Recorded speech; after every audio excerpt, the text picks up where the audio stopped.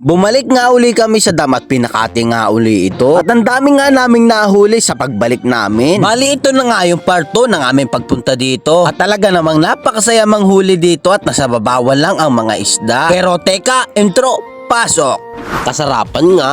At sa mga oras na to ay papunta na kami doon sa spot na aming panghulihan ng mga isda kung saan yung irrigation system o dam. At pagdating nga namin dito ay malit na ang tubig. Bali guys, bumalik uli kami dito sa dam na Kumati.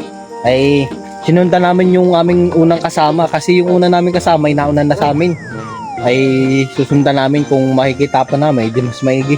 Pero kung hindi, manghuhuli na lang kami dito. At sa mga oras na to ay naghahanap-hanap nga kami dito at nakakita nga si Joey Boy ng hito. At pinana niya nga ito ng basta-basta kahit medyo labo na yung tubig sa ilalim. Pero natamaan pa rin at napakagaling nga naman talaga ni Joey Boy ay memorize na. At malaki nga rin itong hitong ito ay ganda ng buena mano. At pagbababa nga namin ng kaunti ay nakita na nga namin sila Utol at ito nakahuli na nga agad siya ng kasarapan. Bagay ganitong kulay ng tilapia ang tawag sa amin nito ay bangok-ngok. At sa pagsisid nga uli ni Utol ay nakahuli na naman siya ng tunay na tilapia ay kasarapan nga ay. At sumunod naman na nakahuli ay si Joey Boy, aba ay malapad, aray nakakatuwa ay wow! At bigla na naman sumigaw yung aking Utol at nakahuli na naman siya ng kasarapan tilapia. Aba ay malapad nga ay Yan ang sinasabing hindi kalalamigin bagay ganyan ang mga nahuhuli ay anong lalapad. Kaya tinatawag na 300 grams. Pag meron ka na rin 5 piraso ay solve ang pang-ulam. At ang sumunod naman na nakahuli dito ay si Joey Boy.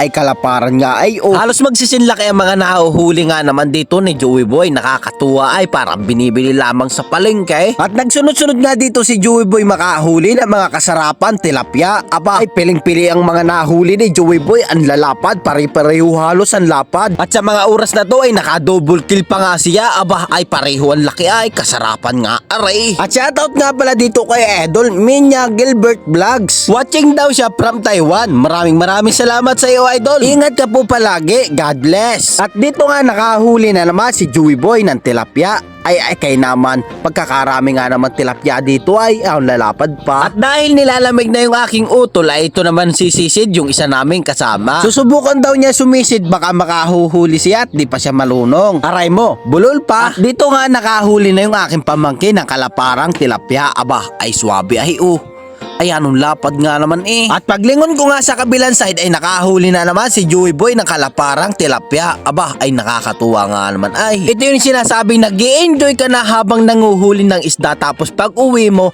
may pang-ulam ka pa. Abay kainaman. Nakakatuwa nga yun ay. At sa puntong ito ay nakahuli na naman yung aming isang kasama. Aba ay kasarapan nga ay gigil na gigil pa sa tilapia.